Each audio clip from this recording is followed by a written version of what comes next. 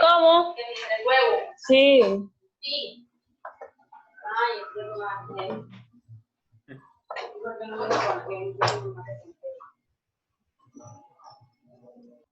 Si van a desayunar, al menos manden también la fotico del desayuno, pero no me provoquen tanto.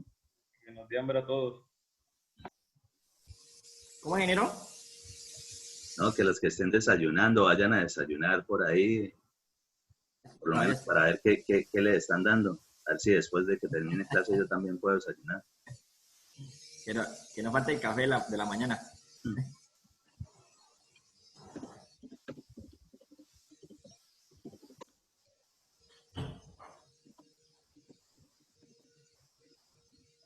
Aprovechen ahí a realizar la pausa activa mientras se van conectando. Recuerden lo de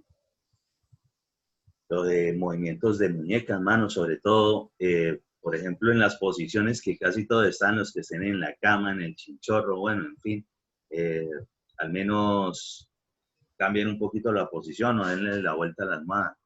Y ya retomamos con lo que les estaba hablando respecto de eso de las mediciones y la cuestión con la vista.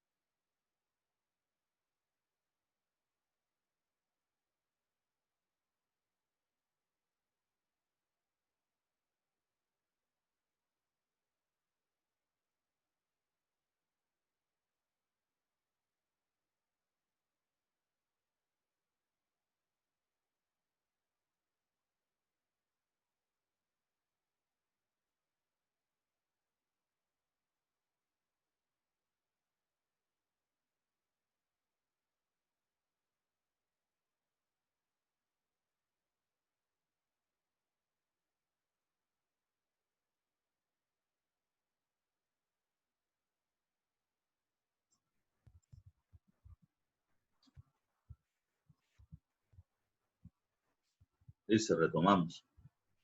Entonces, el detalle de la cuestión con la vista, así uno no tenga nada que ver con ingeniería civil, a las personas la vista no los engaña.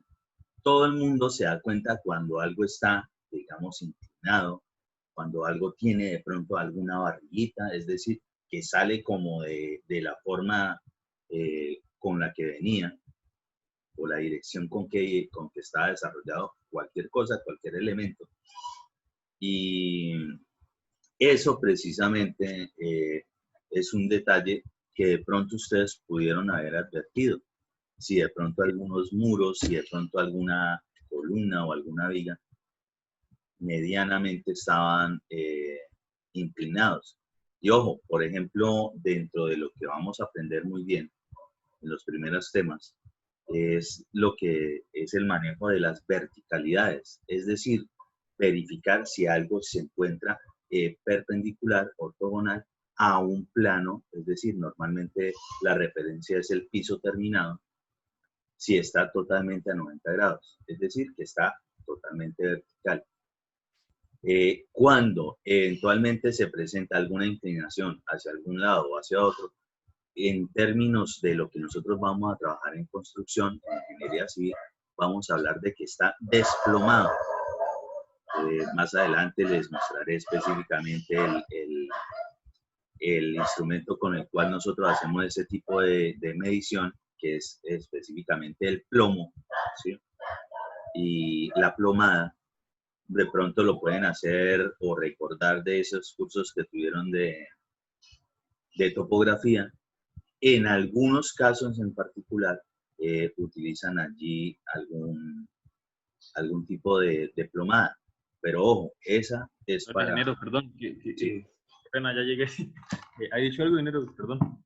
No, estamos hablando específicamente de la cuestión de las verticalidades, que pues la vista en general no engaña no solo a los ingenieros, sino a cualquier persona.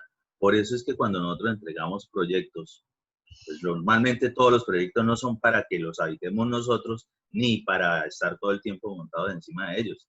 Entonces, siempre es para alguien más, para una comunidad o para alguna persona, ¿sí?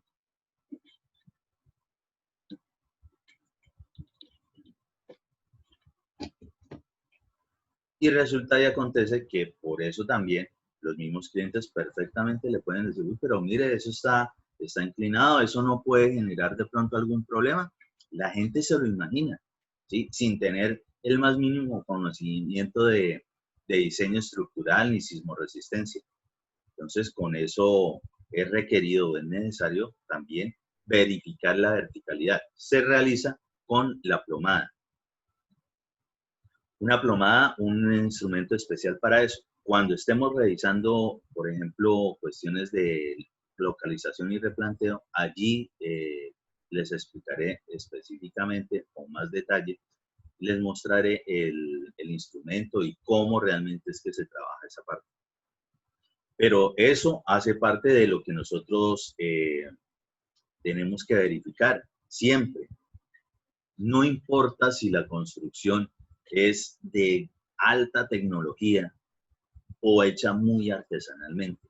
Es decir, en una casita realizada con simplemente madera, ¿sí? Con tablas de madera, hasta cualquiera de las megatorres que están construyendo y que han construido en Dubái, por ejemplo, absolutamente en esos proyectos igual tenían que haber utilizado en algún momento plomadas. Para el caso, en algunos ya utilizan, digamos, ese mismo instrumento, ya no tan artesanal, sino modificado a algo más tecnológico. Entonces existen, por ejemplo, plomadas láser y demás, pero el instrumento, o por lo menos el proceso de estar realizando esa labor de verificación de verticalidades, se hace absolutamente en todos los proyectos. Entonces, sobre eso, pues vamos a aprender específicamente cómo es el proceso de las plomadas.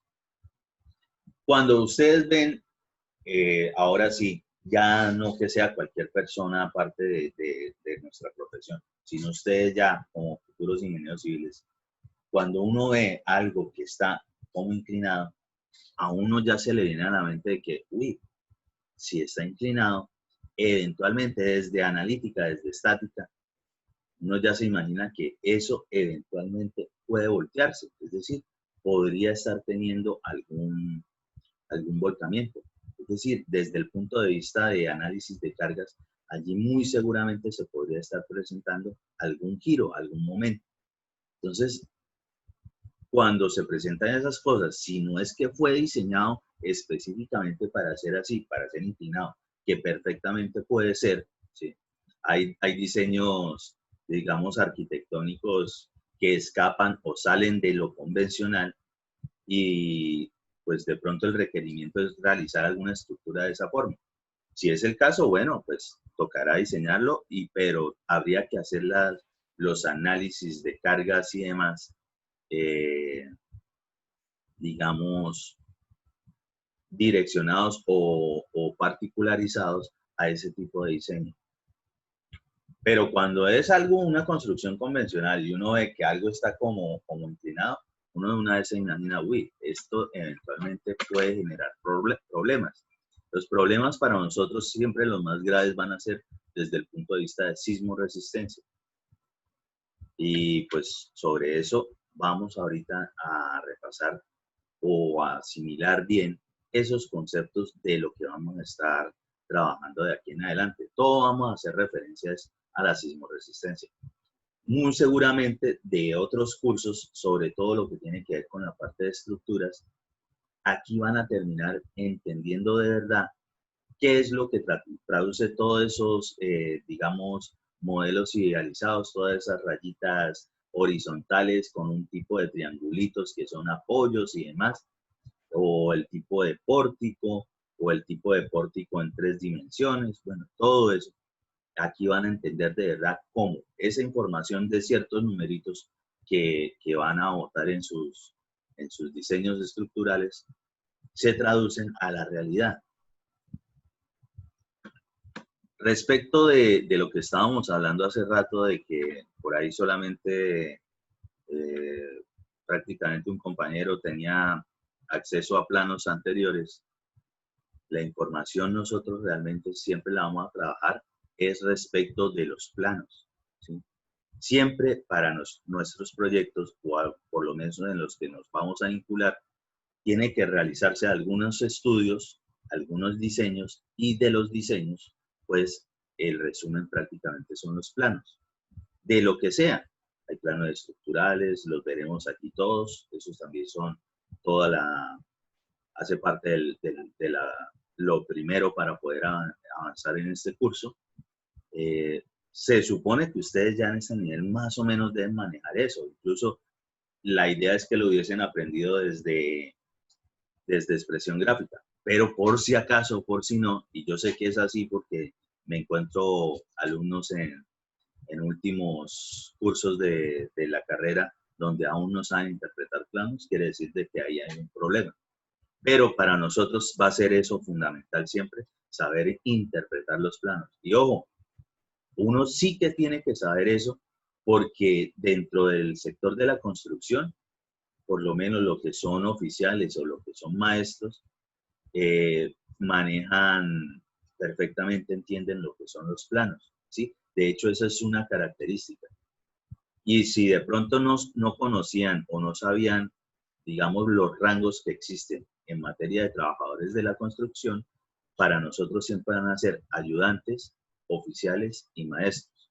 En ese orden ascendente, y cómo se pasa de un grado a otro, a medida que adquieren experiencia, a medida que quieren aprender un poquito más. Después les diré específicamente cómo puede uno identificar si alguien de verdad es oficial, si alguien de verdad es maestro, ¿sí? Por lo general, cualquier persona que en algún momento haya trabajado en construcción se cree maestro o dice, yo soy maestro, yo le hago eso.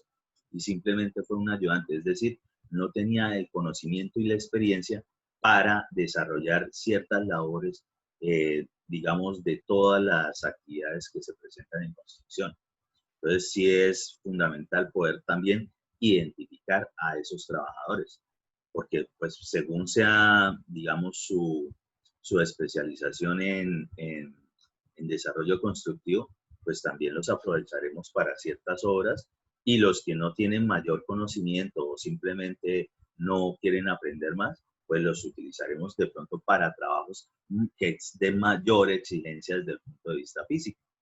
Eso es así.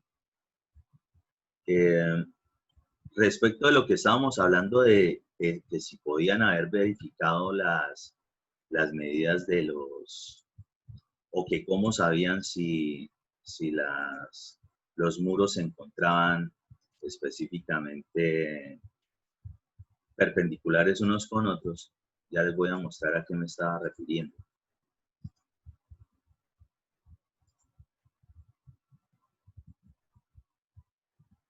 ¿Ya ven la imagen de SketchUp? Sí, señor. Okay. Sí, señor. Vamos a hacer, digamos, un ejemplito con esto simplemente.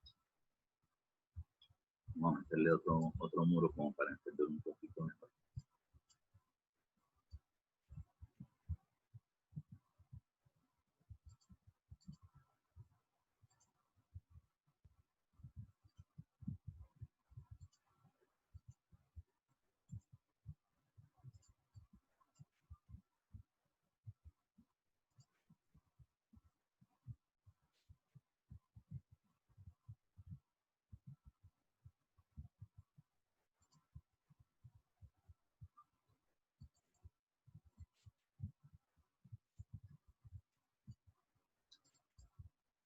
Supongamos eso, ¿sí? Muy básico. Tiene un vano de entrada. Ojo, de una vez vamos a empezar a tratar la terminología que vamos a desarrollar en este curso. Todo lo que tenga que ver con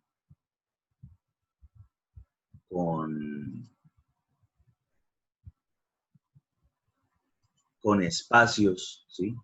Con lo que normalmente serán los huecos, en materia de lo que se componen dentro de un muro, los vamos a denominar vanos. Es decir, toda puerta y toda ventana es un vano. Es decir, tiene un espacio hueco.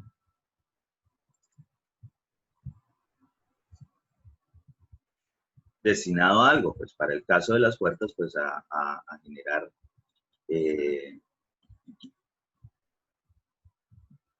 generar acceso. Lo mismo la cuestión de las ventanas, pues para acceso de iluminación y ventilación. Eso que estaría allí, esto y estos son vanos. Esos espacios vacíos allí. Entonces, una edificación muy sencilla. Tiene una habitación, tiene un gran recinto, listo. Se supone que ustedes lo que hicieron fue intentar, dentro de lo que vendría siendo las vistas, yo les hablaba de que por favor hicieran al menos la vista en planta, ¿sí? Más o menos.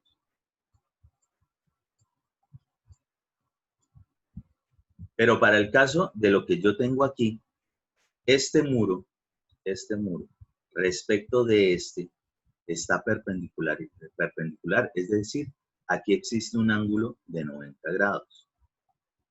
Lo mismo acá. Este muro yo lo saqué ahorita así de esta forma y este es perpendicular totalmente a este muro. Por dentro lo mismo. 90 grados acá, 90 grados acá, 90 grados acá. Y ojo, la gran mayoría de nuestros proyectos, para que sean, digamos, tanto técnicamente constructiva y económicos, normalmente son de muros perpendiculares generando recintos. Eso no quiere decir de que no podamos realizar muros curvos, porque muchas veces nos vamos a encontrar con proyectos de ese tipo de desarrollo de edificación. Pues todo depende del diseño y obviamente que si existen muros curvos, muy seguramente la inversión económica pues será mayor. Es decir, habrán los recursos como para hacer eso. Y en ese caso en particular, pues se diseñará bajo esos parámetros, ¿sí? Se realizarán las condiciones estructurales para poder desarrollar ese tipo de edificaciones. Pero lo común, ¿sí? Lo típico para viviendas, sobre todo en que nosotros encontramos, digamos, el desarrollo urbanístico de zonas muy pequeñas, para poder aprovechar mucho mejor los espacios, los recintos, ya sean para habitaciones. Se supone que ustedes hicieron ese ejercicio de poder definir esas zonas. Entonces, para habitaciones, si tiene salas, si tiene comedor, si tiene cocina, si tiene baños, si tiene patio de ropas, lo que sea que tenga. La forma más fácil es desarrollar un área, ¿sí? Ojalá se formen de manera rectangular o cuadrada en algunos casos, ¿sí? Áreas de esa forma, donde se pueda, digamos, desde el punto de vista de espacialidad, es decir, de desarrollo de espacios, que estén las personas que se requieren, que esté el mobiliario que se requiere, sin ningún problema. ¿Es más fácil de acomodar? Claro que sí. Pero eso no indica de que no se pueden hacer los otros proyectos. Entonces, teniendo eso claro, ustedes seguramente puede ser que esos muros que hayan colocado en el dibujito, en el planito, de esta forma, realmente no sean perpendiculares. De pronto allá esto está más inclinado.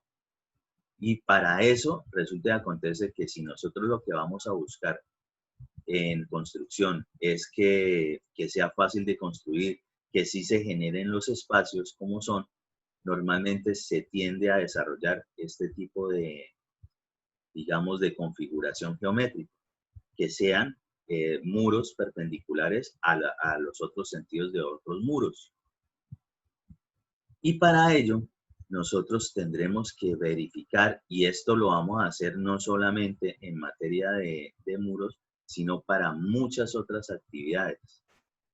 Y es lo que tiene que ver con algo que se denomina la regla 3-4-5. La vamos a aprender a desarrollar muy bien, pero por lo menos para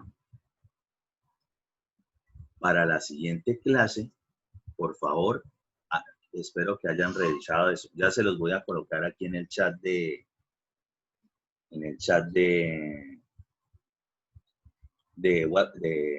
Zoom, qué es lo que tienen que hacer.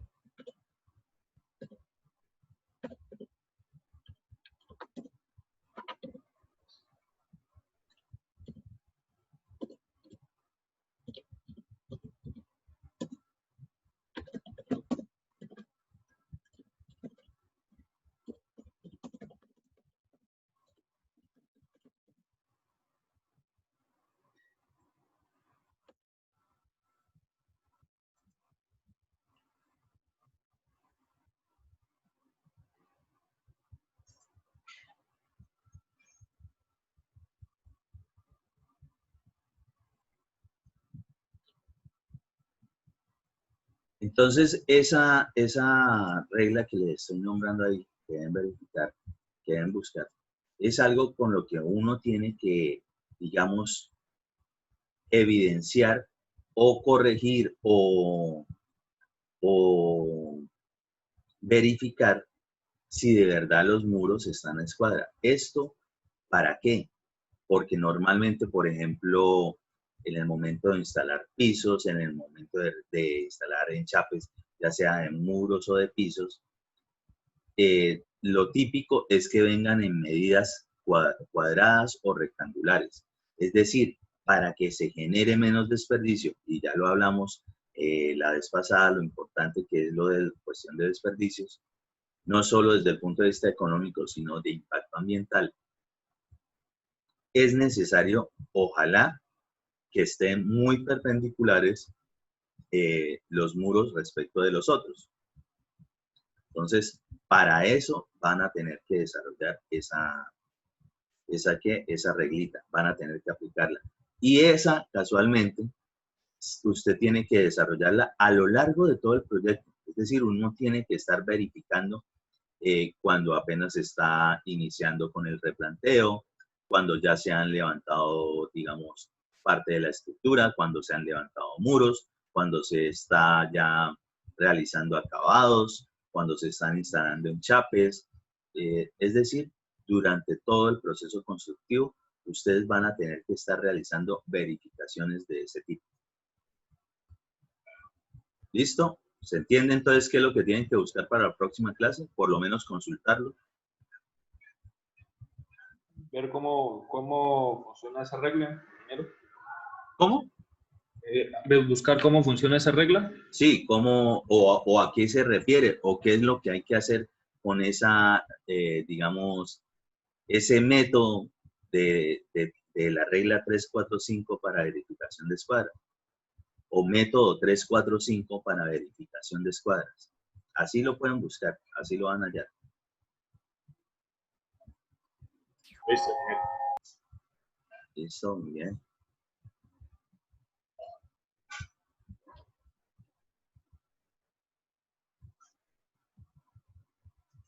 Un momentico mientras... Eso es algo así como lo del terraplén, que uno lo encuentra por ángulos y por... Creo que ese también así era lo de los terraplenes. Sí, es algo con ángulos, es algo muy fácil, muy sencillo. Pues como siempre hay que saberlo. Listo, ingeniero. Pues yo más o menos recuerdo que, ingeniero, usted me había comentado eso en alguna ocasión cuando estaba viendo programación y ejecución, que la intenté ver una vez. Usted había dicho que eso era algo como, bueno, 3 4 5 eso eran las medidas que tenían que tener los lados de un triángulo, algo así, y la hipotenusa tenía que tener 5, y creo que con eso uno aseguraba unos 90 grados, si no estoy mal, si no me equivoco. Más o menos, pero por favor, búsquenlo bien, ¿sí? Que sepan de dónde sale eso y sobre todo cómo se aplica.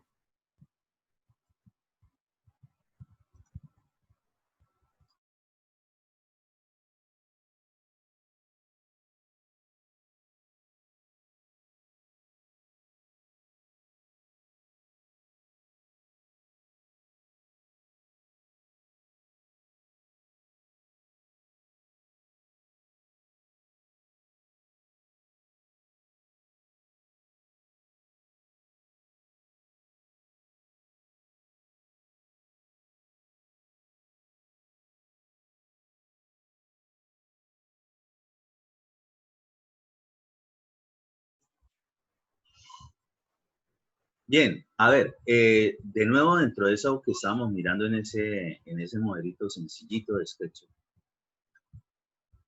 eso funciona muy bien, también ese tipo de configuraciones, ahorita lo vamos a ver en un videito explicativo, de conceptos mínimos que hay que tener desde el punto de vista de sismorresistencia. Entonces, para la sismorresistencia en viviendas típicas de 1 y 2 pisos o 3 pisos además, normalmente la configuración es así, sacar zonas o áreas donde se configuren por perpendicularidades entre muros. ¿Para qué? Primero, para que quede fácil también de construir, para que sea menos desperdicio de material, es decir, desde el punto de vista económico también influye bastante. Para poder también que se desarrollen sin ningún problema. Normalmente las medidas de mobiliarios tienden a ser estandarizadas para ubicarse en esas formas. Cuando se presentan, digamos, proyectos de viviendas de alta gama, es decir, donde hay billete en forma para meterle, donde el cliente desea algo que se sale de lo común, se le hace perfectamente. El arquitecto se tomará la molestia de desarrollar la espacialidad de esas zonas, de esas áreas que tengan que ver con la vivienda, bajo las condiciones de que sean en muros curvos. Listo. Para eso normalmente hay que incluir mobiliario también, será diseñado específicamente para ese proyecto. Eso pasa en muchos momentos, seguro van a estar ustedes vinculados con ese tipo de proyectos donde hasta la vajilla la mandan a realizar, digamos, particular para el proyecto. ¿Sí? Personalizada, sí. Personalizada. Entonces, todo eso se puede, pero en ese caso en particular, lo que tiene que ver con la parte de sismoresistencia, pues los diseños también serán un poquito más desarrollados, ¿sí? Más profundos. Pero en general, lo que buscamos y nos va a colaborar muchísimo es eso, que que los muros para conformar lo que son las habitaciones o recintos deben ser perpendiculares entre ellos. Entonces, ya que hemos tocado esta cuestión de tener en cuenta la sismoresistencia, hablamos en algún momento respecto de lo que son lo que tiene que ver con cimentaciones. Bueno, sobre eso. De pronto el compañero Sebastián, cuando habló respecto de que había una construcción al lado y pudo verificar qué tipo de cimentación tuvo, de pronto Oscar, que participó en la construcción de la EL, también de pronto miró qué era. ¿Cuáles específicamente fueron las cimentaciones que ustedes encontraron allí? Ingeniero, pues en mi poco conocimiento, o sea, no soy experto, diría que una zapata continua. ¿Una zapata? Perdón, una cimentación continua. Cimentación corrida. Corrida, perdón. Uh-huh. Señor. ¿Y qué se entiende por cimentación corrida? Pues que la viga de arrastre es continua y van sus columnas algo Ok. así, toda enlazada. Mientras hemos estado de pronto con los compañeros hablando de sus trabajitos, muchos ya han nombrado diferentes, que la viga corona, que la viga de arrastre, que la viga no sé qué. En general, todo lo que son vigas y columnas, ustedes ya en su mente saben a qué se están refiriendo, ¿sí? Hacen parte de una estructura, ya sea metálica o en concreto reforzado. Y de manera típica, uno, digamos, analiza o asemeja de que los elementos estructurales horizontales serán las vigas y los elementos estructurales verticales serán las columnas. Si por alguna razón nos sale algo que es inclinado, que tenga que ver con la estructura, pues viene siendo una mezcla entre una viga y una columna como para entender eso. En general, todos son elementos que se someten a flexocompresión, cualquier elemento. Si en algún momento tuvieron algún docente en la línea de estructuras que de pronto les quería enviar algún parcial típico de esos con alguna viga inclinada y demás, pues ustedes tenían que hacer una descomposición de cargas, descomposición de fuerzas y demás para poder desarrollar y obtener las reacciones, sacar los diagramas de momentos, de cortantes y demás. Esos elementos, pues sí, pueden ser, serán desarrollados o diseñados bajo esos parámetros de que estén inclinados, si es el caso. Pero normalmente lo que es un elemento estructural vertical es una columna y lo que es un elemento horizontal desde el punto de vista estructural, ¿sí? Será una viga. Si eso es así, ¿por qué de pronto se le empiezan a dar de esos diferentes, que viga corona? O sea, ¿qué tienen de raro? ¿Será que tiene alguna joya o alguna cuestión ahí? Lo que ocurre es que nosotros típicamente en cualquier construcción empezamos a nombrar las partes estructurales según, digamos, la posición o la localización o la ubicación dentro de ese proyecto. Para el caso, Oscar acaba de nombrar que la viga de arrastre, la viga de amarre. Primero, todas las vigas son de amarre, absolutamente todas, porque lo que hacen las vigas precisamente es, digamos, vincular dos elementos de apoyo que para el caso serán columnas, y de ahí en adelante, ¿sí? Todas son de amarre. Si estamos hablando de la parte baja, de la parte que está en contacto con la superficie del terreno o el terreno en sí, con el suelo, pues esa será una viga de cimentación. Sigue siendo un elemento horizontal, pero en este caso está allá abajo. Entonces, si es digamos, ustedes no dicen simplemente viga de amarre, pues ya ustedes parten del hecho de que todas las vigas van a ser de amarre. Pero ¿de dónde está? Ah, bueno, viga de amarre de cimentación. Ya saben ustedes, dentro de la configuración normal de una vivienda, con lo que pudieron haber advertido allí en ese registro que desarrollaron en sus hogares y lo que estén analizando, estudiando o aprendiendo en otros cursos, que la cimentación va a estar es en la parte del terreno. Ingeniero, Cuéntame. qué pena. ¿Esa viga de cimentación es la misma Riostra? No, para nada. ¿No? Ya ahorita ¿Cambia? les nombro que es una viga Riostra. Ah, listo, gracias. La viga de cimentación es lo que está amarrando precisamente la parte donde ya ha transmitido toda la estructura que va a quedar por encima del nivel del terreno y se genera lo que es la transmisión de las cargas al suelo, es decir, esa interacción de esfuerzos que se presenta allí para la cimentación que sea. Si nosotros llegamos a tener una viga sobre muro, sigue siendo una viga de amarre y en este caso puede ser denominada una viga corona, si es que es en la parte superior de la edificación.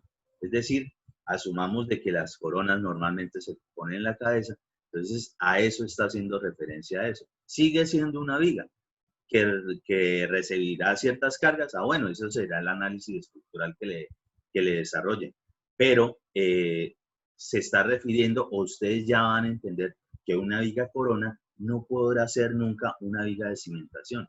Y ojo, sí en lo que tiene que ver con las secciones de esos elementos o el refuerzo que tiene, definitivamente puede variar, ¿sí? No porque sean elementos horizontales, tienen que ser igual en todas, digamos, en todas las zonas o localizaciones en altura de esa edificación.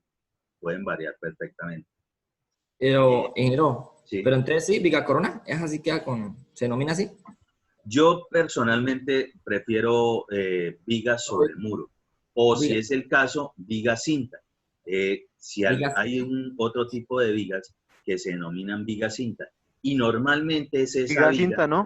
Es esa viga que termina específicamente sobre ya el final de todos los muros, y esa que ya entra en contacto más que todo es con la cubierta que se tenga, ¿sí? Por ahí, obviamente, nosotros veremos un dibujito para entender muy bien ese tipo de nombrecitos específicos de esos elementos estructurales según la ubicación.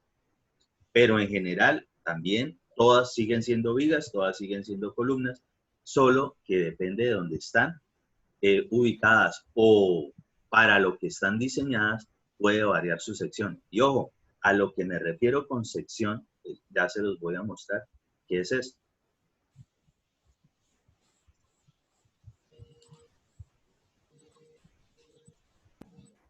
O sea que lo que viene siendo la viga de la cimentación conmigo es la que une la parte de la zapata. Lo que viene uniendo lo que sea de cimentación, porque las cimentaciones no son solo zapatas, puede haber de muchas clases. De hecho, aquí les voy a mostrar dos diferentes.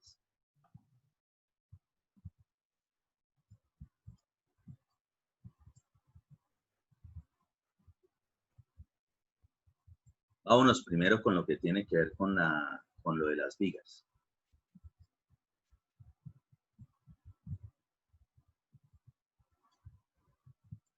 Para el caso, otro tipo de cimentación que nos podemos... un minuto de reunión. ¿Perdón? Profe, lo que va abajo de la viga es un ciclópedo. Que Sí. queda un minuto de reunión para estar Listo. pendiente. Entonces más bien voy a cerrarles esta sesión y Mejor, para que quede como más continua la explicación que les voy a dar sobre eso en ese gráfico, que para que se entienda mucho mejor, aquí estamos refiriéndonos con esta parte de la cimentación. Y sobre todo que es algo que ustedes no pudieron ver, la gran mayoría, en sus revisiones o levantamientos de sus residencias. Pero nosotros siempre utilizamos un ciclópeo para levantar el nivel para subir el nivel de la casa.